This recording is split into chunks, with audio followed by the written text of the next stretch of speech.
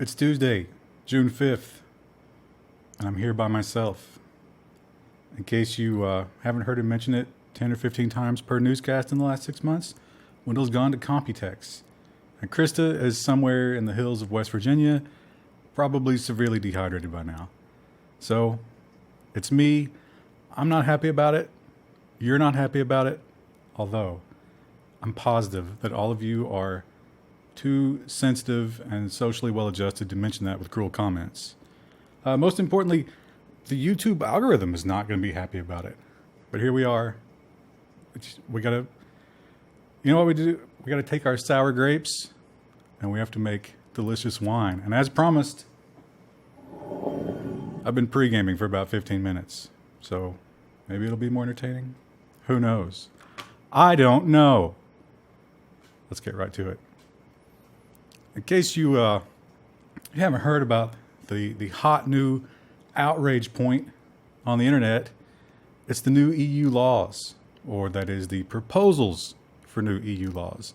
This is the proposed link tax and the copyright filters. So if you don't know what these are, there are these proposals that have been written up, and what they want to do is they want to tax links to websites. And you're thinking, well, that's madness. Yeah.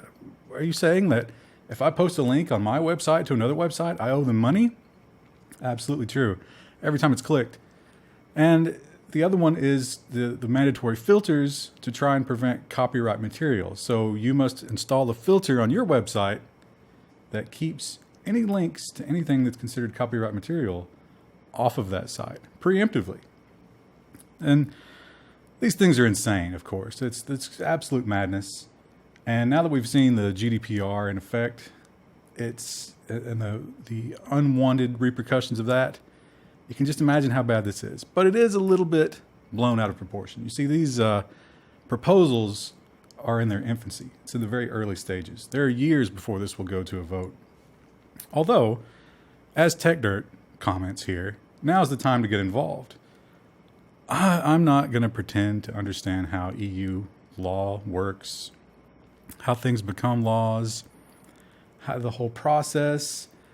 And it's not because I look down on those socialist governments and consider them a lower form of humanity. It's not that. The reason is, actually, it was the thing I said before, but that's not what's important. What's important is you're supposed to call your MEP. I don't know what a MEP is, but you need to call them and voice your concern about this.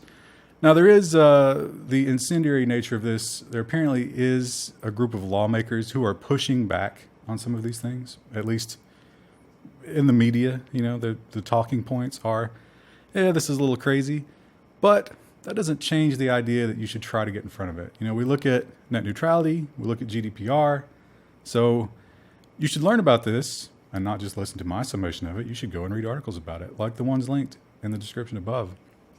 And do what you can to voice your displeasure, because this really would be an insanely crazy thing. We talk about China and their firewall and all of their efforts to keep social media and everything out. And I thought of a great analogy. China's like an overbearing mother who won't let her children go to the party because there might be some drugs and rock and roll at the party. But now the EU is turning into a much darker situation. The EU is a mother who insists on chaperoning the party. And if you disinvite her children because of that, she will sue you. So, dark times, but maybe not quite as dark as they're being shown on the internet. But then again, is it really a bad idea to scare people into action? I don't know. I don't think it is. I think it's a good idea. I think you should call your MEP. If you don't have a MEP, just find one and call them, you know. And this is another one of those GDPR type things where they're trying to legislate for the entire world. It's not just Europe, but if you do business in Europe, and they're gonna sue you. So part of it is the EU has these great laws that sort of prevent this type of thing about the copyright filters. Like there's, you know, freedom and these privacy laws, and it's like, well, you can't just root around in everybody's links and search them and try to filter them against the list and all that stuff. So what they've done to get around that is they've rolled back the barriers to suing those people. So it's like, well, you don't have to do it. But if you don't do it, we're going to sue you. You know, just like that. Oh, almost spilled my wine. Just like that overbearing mother that I referenced earlier. I don't like wine. Alcohol is a terrible drug. Not to be outdone. Well, yeah, I guess they kind of were outdone. But the FCC, we've got a triplet. A triplet? That's not. We've got 3 FCC stories that give the GDPR and the EU these crazy laws a run for their money. The first one relates to Sinclair. Now, if you're new here or you haven't been paying attention, Sinclair was the previous home place of Ajit Pai. He worked as a lawyer for them. And it seems like Sinclair has been getting some really preferential treatment when it comes to the FCC. In fact, they want to acquire another business. I've forgotten what it was. But this kind of merger and acquisition is actually being blocked because our media companies and our ISPs, which are one and the same, have been merging into these big monolithic monopolies, and that's a bad thing. And we have some regulations in place to stop that kind of thing. But interestingly enough, these regulations have been disappearing just as soon as they get in the way of the Sinclair merger. And a lot of people have called attention to it, but the FCC assures us not to worry. This is total coincidence. The fact that just as soon as these get in the way of this merger and acquisition, they are immediately undone by the FCC's hand. It's just total coincidence. Even though there's like 5 different examples of it, total coincidence, and you should stop worrying about it. But not everybody at the FCC thinks so. A couple of people have spoken out about it, and they say, yes, that we are totally abandoning the people. We're gifting the corporations what they need.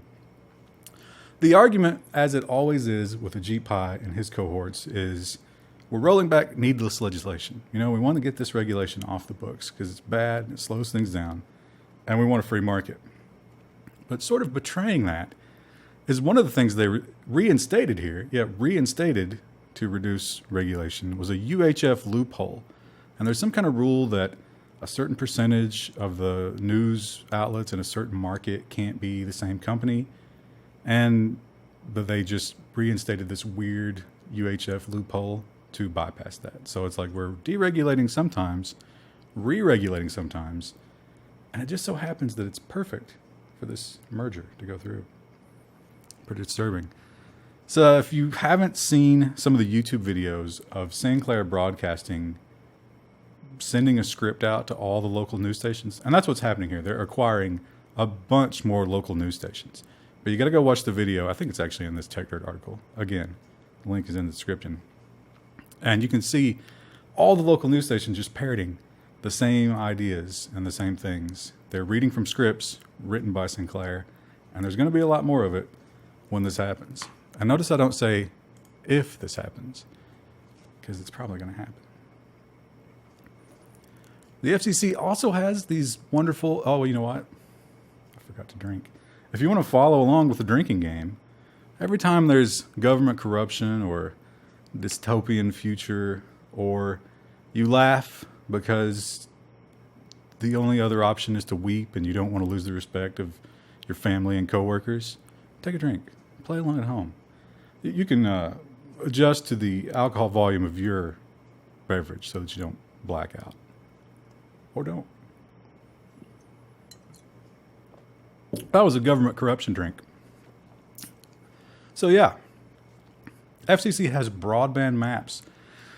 And this shows where broadband is available so that they can go about fulfilling these promises to get broadband to the more rural places and places that don't have it. And they actually hand out money. They give federal money to ISPs who are presumably going to use that money to roll out broadband to more areas. The reality is they put that money in their pocket and give the customer the finger. But the money's there and they have to give it out. So they use these maps. And a lot of people are pointing out that these maps are ridiculous. They're false.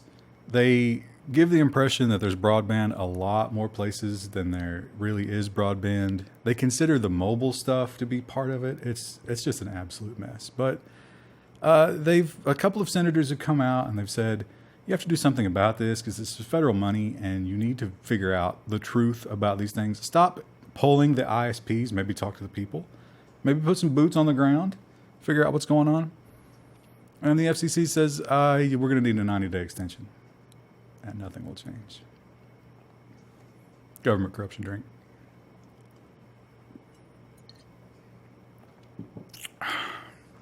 If you're wondering what kind of wine I'm drinking, I just pick one at random. And I don't want your wine suggestions. I won't drink again for another 6 months. Well, these mergers and acquisitions. Remember that story we talked about like one story ago? They're going on a lot. And we're pairing our media companies, and more importantly, our broadband ISP companies and our wireless carriers down to these giant monolithic corporations who just put their boot on our necks and they make us suffer. And you can't buy a decent house out in the country because they don't have internet. Let me tell you, it's disgusting. Well, we have these laws, again, these regulations in place. And during the Obama administration, one was put in that said, you know what? We need at least four wireless carriers. If we get lower than 4, that would be crazy, right? We need 4. And the top U.S. antitrust official has said, I don't know. I don't know if we need 4. 3's good, right? I mean, 3, that's choice. That's a lot of choice. The American people don't need 4 choices. He actually said that. Corruption drink. So yeah, look forward to that. 3 choices. And going forward with this ISP/regulatory agency corruption thing, here's kind of a good story. Maybe we won't have to drink for this one. AT&T has given up with its appeals process and now wants to settle with the FTC when it comes to unlimited data throttling. So if you don't remember this story, AT&T offered unlimited data. Unlimited. But in reality, once you hit an arbitrary data cap, they throttled your connection to slow you down ridiculously. You got like dial-up speeds once you were done with the cap. And the FTC stepped in and said, hey, you know what? That's a limit. You said that word unlimited, and yet you limited the account after a certain data cap. So that would be a contradiction, and we're going to sue you because of that, and we want refunds. Well, AT&T had been appealing this, but now they've given up. So they are going to negotiate with the FTC. They're going to settle. You might see some refunds if you were an AT&T user that was affected by this. But it also, they've given up the fight, which is very important because they're no longer keeping up with this fight that says the FTC should not have any say when it comes to wireless carriers and things like this. They're like, this is a FCC matter, not an FTC matter. But with the rollback of net neutrality, the argument has kind of lost its teeth. So the FTC does have some authority. Don't get too hopeful, though, because the only time the FTC can step in here, well, not the only time, but one of the few times, is when they do things like promise something and fail to deliver it. In this case, the unlimited plan that had limits. So it's not like the FTC can step in and fix all the wrongs. They have to do something really stupid like this before the FTC can step in. But hey, it's a small victory, right? A tiny victory. We'll take all we can. Well, we talked about the EU. We talked about good old America. And now we need to talk about Germany, which is in the EU. So this is kind of redundant, but this is just Germany. And the German courts have decided that the German spy agencies can, in fact, spy on the internet hubs. Now, it turns out a lot of international internet traffic goes through Germany. China and some of Eastern Europe and a bunch. It's one of the hubs. A lot of traffic goes through there. So the courts want to spy on that traffic. And it's the same old song and dance. It's, we're not spying on Germans. We're spying on international people, those filthy internationals. always doing terrorism and crime, and we need to watch them. But of course, just like in America when we had our data collection stuff, and I say that as if it's not still going on, which it is, the people argue that, hey, you can't just, you're scooping up everything. And how do you know what's foreign and what's not until you look at it? That's not okay. You can't do that. So they took it to court, and the court has said, that's fine. You can do that. Totally cool. Go for it. So they actually have, the network is built in such a way that it just makes a copy. It just sends, it splits the stream and they got a copy. So good times in Germany. That's a government corruption drink. Oh, I just don't like wine. Apple. This one, I don't know if this one belongs in, this is government policy, by the way. I don't know if this one belongs here. But it kind of does because it's related to Russia. So as you might know, again, if you've watched this program religiously, and if you haven't, I don't know what the fuck your problem is, but Russia has banned Telegram. They want it out of the country. What they actually wanted is they wanted the keys. They wanted to be able to read the Telegram messages, but the Telegram founders said, no, not going to do that. So instead, they've blocked it. And since that day, Apple, oddly enough, has prevented Telegram from making updates on the iOS platform. Interesting stuff. Since then, Apple has added some new features. I can't remember what it was called because I don't care about Apple, to be honest. But Telegram doesn't have it. And a lot of people are like, hey, Telegram, that's a big app. Why don't you support this? And so they admitted on Twitter they haven't been able to update their app. Apple is just refusing to publish any updates. I suppose the fear is that they're trying to do something to circumvent the Russian bloc or something like that, or whatever. Somebody got in Apple's ear and they're punishing Telegram. More importantly, Telegram is not GDPR compliant because they can't update their app to be GDPR compliant because they haven't been able to update it for something like a month. So they could get sued because Apple won't let them update the app. It's a sticky situation. That's not government corruption, but I'm going to drink. Well, I'm going to drink anyway, right? Yeah.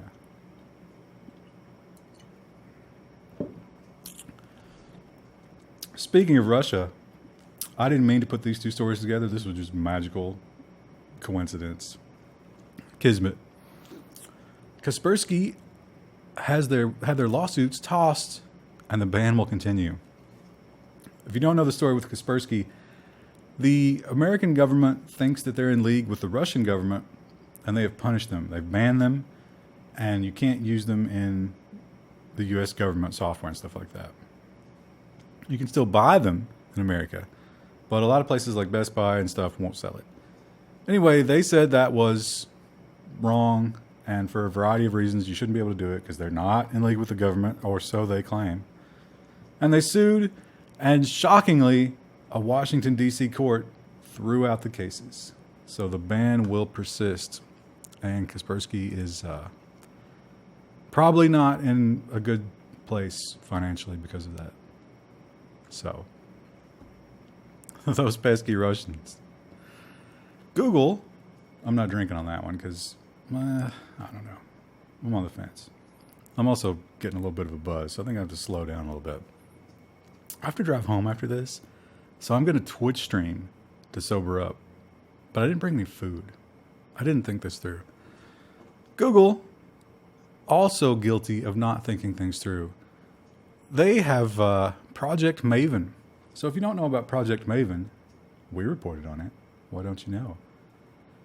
It's Google working with the Pentagon, specifically working on visualizing the battlefield with AI.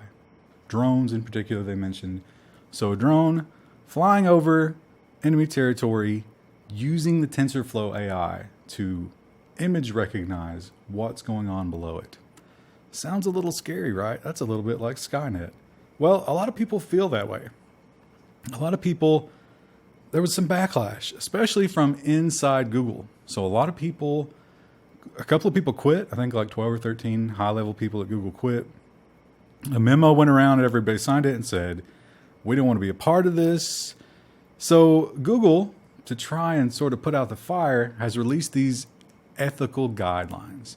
So they're saying, yeah, we're going to work with the military, but we're going to follow these ethical guidelines that include not being part of offensive weaponry and things of that nature. Unfortunately for Google, it didn't work because people just became more and more angry about it. And now Google, beaten and bloodied and embarrassed, have backed out of Project Maven. They will no longer be a part of it. But interestingly enough, there have been leaks that have shown that other companies might have been involved with Project Maven. And those companies might include Amazon to do the cloud hosting of all the Project Maven stuff, because you need a lot of horsepower. You got a lot of different drones uploading information. You want to analyze it in real time. There was talk of a lot of the big companies. NVIDIA might be involved because, of course, NVIDIA is sort of leading the way in terms of AI processing with their GPUs and AI-specific hardwares. So a lot of people are saying, oh, okay, so Google's out of the picture.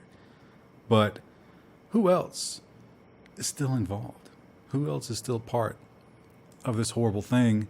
And leaked emails showed that Google's explanation of this, of saying, well, we were just, putting our toes in the water and we were just trying it out. And okay, we're not going to do it because you're right, it's wrong. Well, it turns out these leaked emails show that Google very much knew what they were getting into. They anticipated this public backlash and took steps to try and avoid it.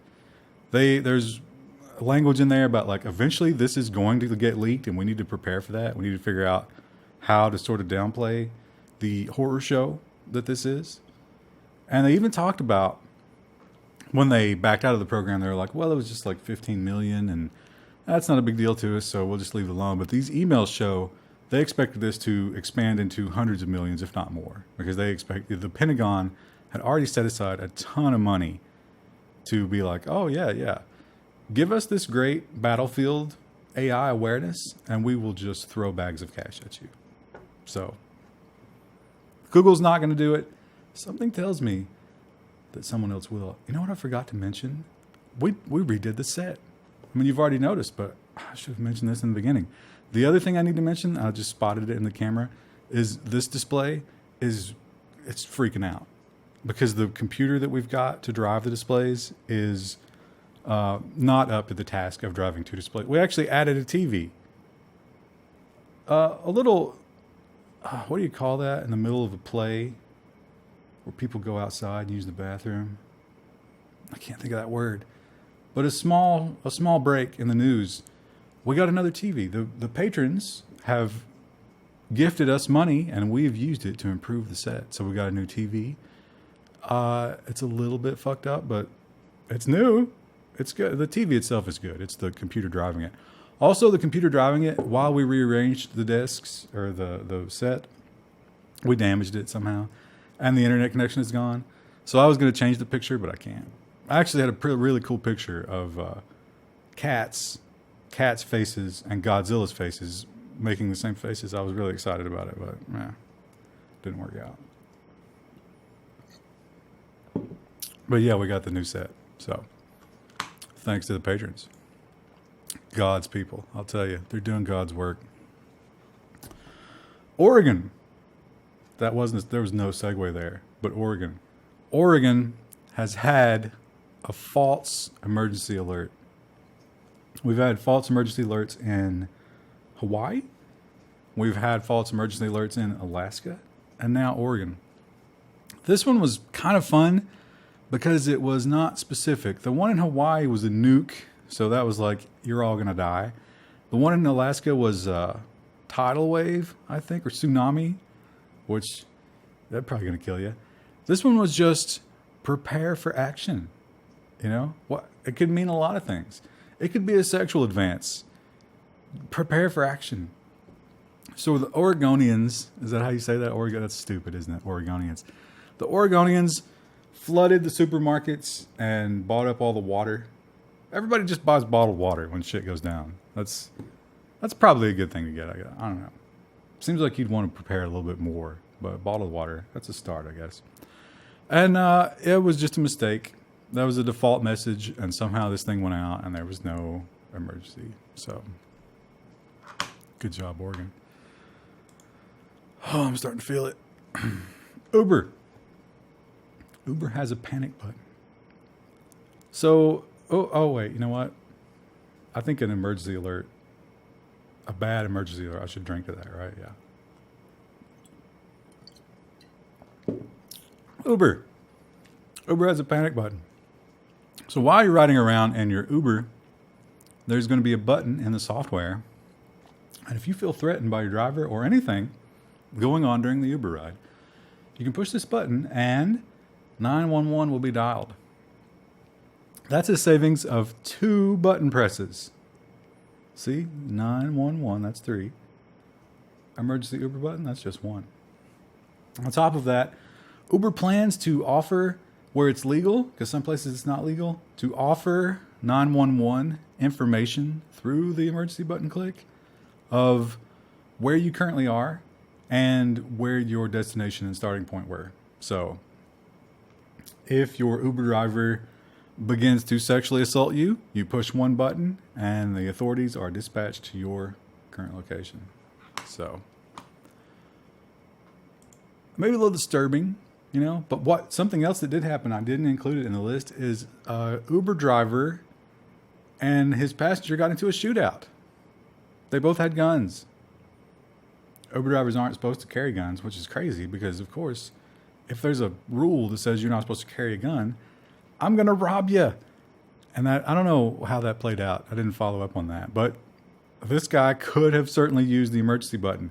Now, I don't think the emergency button would, the drivers have them too, not just the passengers. I don't think the emergency button would dispatch police quickly enough to stop someone who has a gun on you at the time. So probably a smart move for him to be armed. But anyway, there was an Uber shootout. And one of those guys ended up in the ER. And you know what might happen if you end up in the ER? If you take your smartphone, which let's face it, you're going to take it. Waiting times in American hospitals can be pretty crazy. So you're going to want to have a smartphone because while you're in pain, you want to look at cat pictures, you know, get a little endorphin to sort of offset your kidney exploding. I've experienced that. I was pacing around the emergency room when I had my kidney stones up because I was in horrible pain. Anyway, that's not important. What's important is geofencing, right? What is geofencing, you ask? Well, I'll tell you. Geofencing is when advertising is targeted toward a specific location. For example, an emergency room. So law firms target injury law ads that have to do with, you know, negligence and social security injuries type of stuff, whatever. If you go to the ER with your phone for the next month, you might get law firm ads that you wouldn't normally get because, of course, you were in the ER. And it's literally just the ER. You know, if you go to your urologist, you might not get those ads. But if you're in the ER, they're thinking, there's a possible a lot of people call lawyers that do this kind of thing ambulance chasers, but you don't have to chase the ambulance at all. You just wait, and the ambulance brings the customers to you. A lot of people are upset about this because it's also a privacy thing. You know, obviously your phone is identifying you in some ways. The data could be leaked. The data could be gamed in some way. So, heads up. Maybe leave your smartphone at home when you go to the ER. But again, I wouldn't recommend it because you have to wait sometimes. And you could watch the Level 1 news while you're in the ER, right? Because that's going to cheer you up. Because it's so cheery around here. Yeah. Cell phone spying. That's important, right? Kind of what we're talking about. It turns out cell phone spying is going on in Washington, D.C. near the White House. So what? I saw a glitch. I kind of like it, you know, like this display back here. It's kind of like you're being watched, but the powers that be are trying to destroy the signal because they don't want you to know. Anyway, these are stingrays. We've talked about stingrays before. These are devices that intercept your phone signals. They pretend to be towers and get your information, and they can really track what's going on because your phone is offering them all the information. It's like, oh, a friendly cell tower. Let me give you all of my information. And then they greedily take it in and do bad things with it. So these are going on all around the Capitol. And some people hired a private firm to look into that. And the private firm was like, oh, yeah, they're everywhere. So then Homeland Security did their own study, and they were like, oh, they're all over the place. I can't help but wonder, though, like, if this is happening and we're not really doing anything about it, is it maybe not just us doing it? Like, are we maybe not just spying on the people of D.C.? And clearly, if you've looked at the news, I hate to conjure the name of Trump because it's so it dissects the audience so badly, but if the intelligence agencies hate Trump as much as they do, and vice versa, which is clearly true, maybe they're spying. They've been known to do that. I don't know. Whatever. Oh, I've clicked an ad.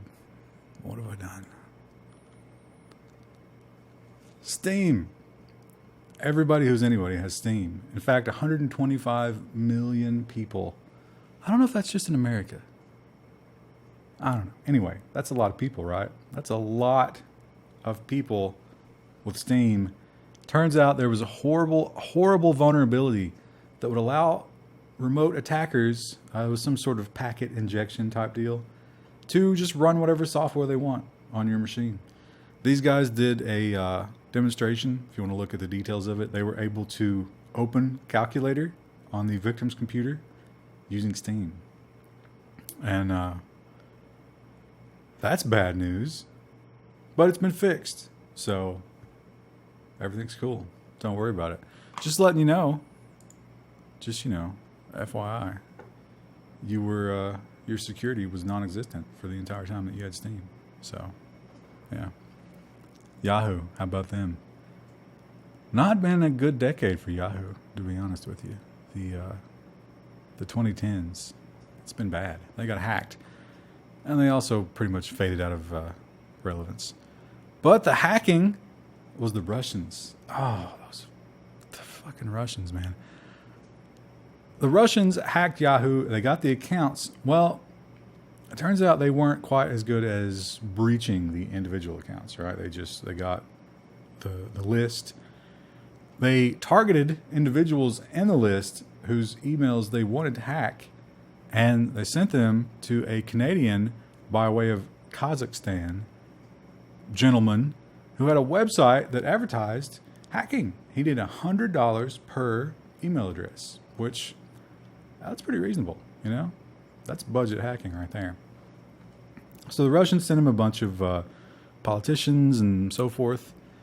He hacked their emails and changed the security questions and so forth, and gave them back to the Russians so that they could infiltrate these people's emails.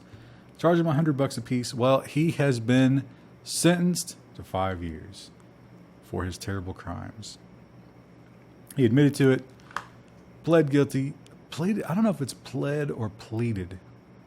I like pled better, but these articles all say pleaded. A lot of people say broadcasted. I don't think it's broadcast. I think it's broadcast. Anyway, yeah. That story wasn't very good, was it? You know what? I included a lot of stories because I thought that I wouldn't have as much to say, but I'm really feeling the alcohol, and that is loosening me up to quite a degree. Oh, I'll let you see me drink. Visa. If you're in Europe, you know that Visa was down. Friday, I think? June 1st? Yeah. Wait. I don't know. I'm pretty sure it was Friday. So Visa was down.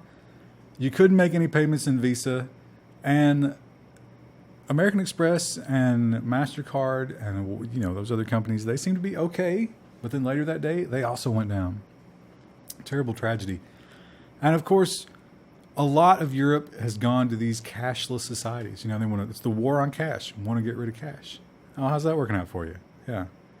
If you can't use your cards, what were you doing on Friday?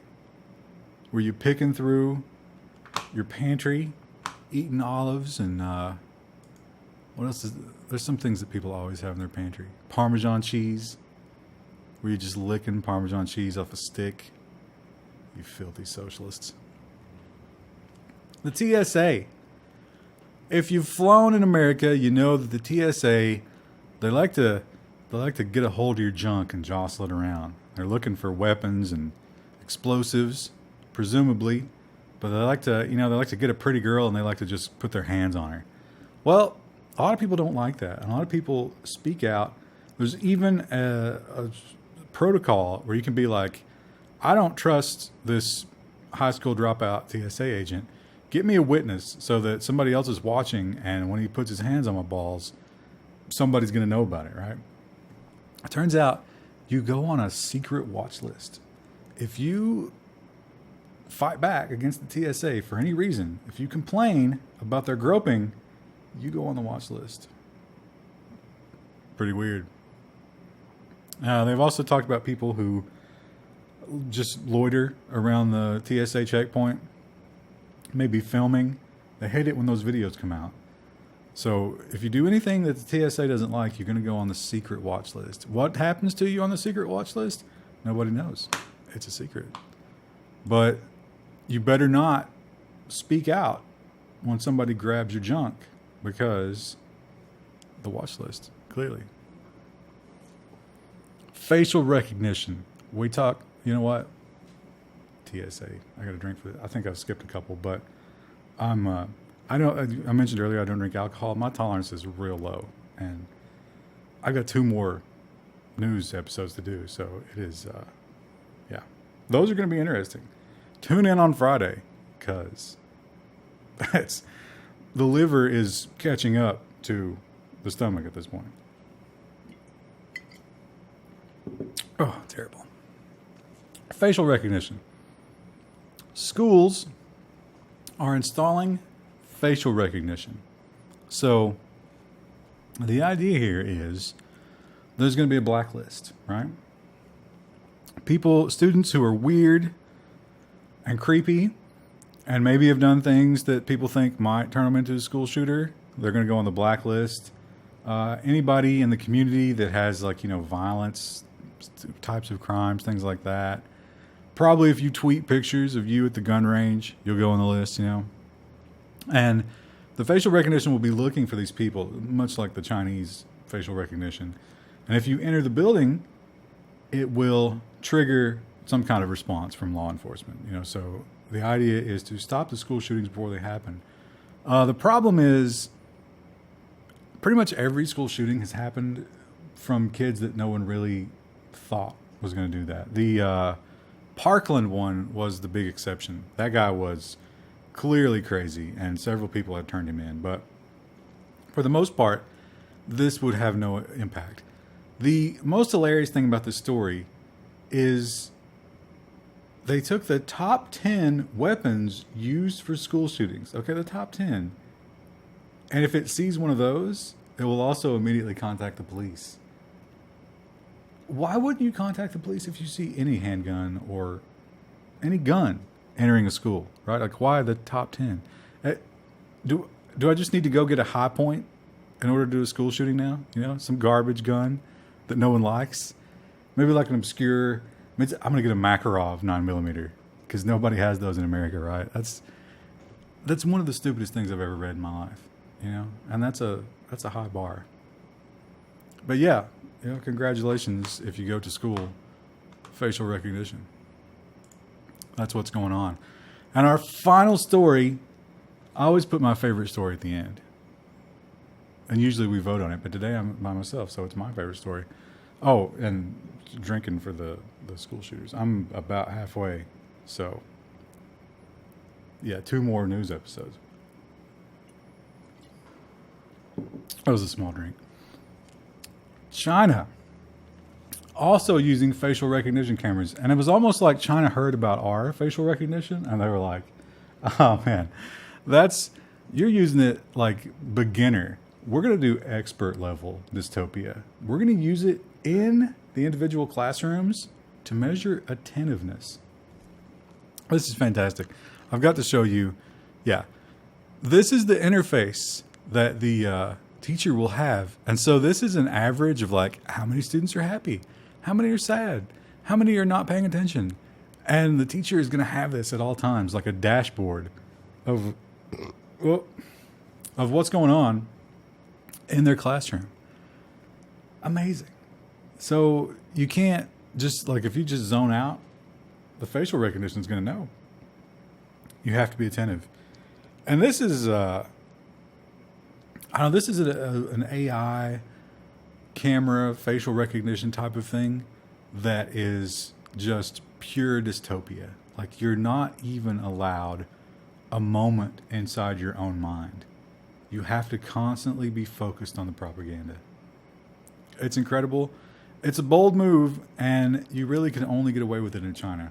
But eventually, I think what's going to happen is this is going to be super effective. You know, kids, the grades are going to go up, and they're going to be more attentive, and they're going to weed out. They're going to just take the kids who don't pay attention and send them to some secret work camps or something. And other countries are going to see this, and they're going to be like, oh, we could improve our education scores if we just did that.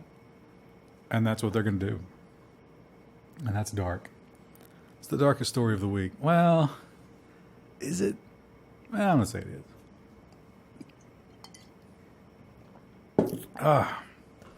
I don't remember what tomorrow stories are going to be. This was government and security, in case you didn't know. Tomorrow, I don't know. I don't know what's going to be tomorrow because I didn't pay attention, but it's going to be, I don't know. I don't know if it'll be entertaining. I can't say that. I just realized I can't say that. But it's going to be. It's going to exist. There's going to be a broadcast tomorrow, and you should be there for it. And, yeah, halfway through the bottle of wine, I'll continue to progress through the bottle of wine. I might stop on episode 3 and just coast because, again, I got to sober up before I go home. So, yeah. Thanks for being here. Thanks again to the patrons who pay for these TVs. And the set redesign. I'm sure you noticed one part of the set redesign I'm not even going to talk about. We're never going to mention her. I just kind of did. But, yeah. See you tomorrow.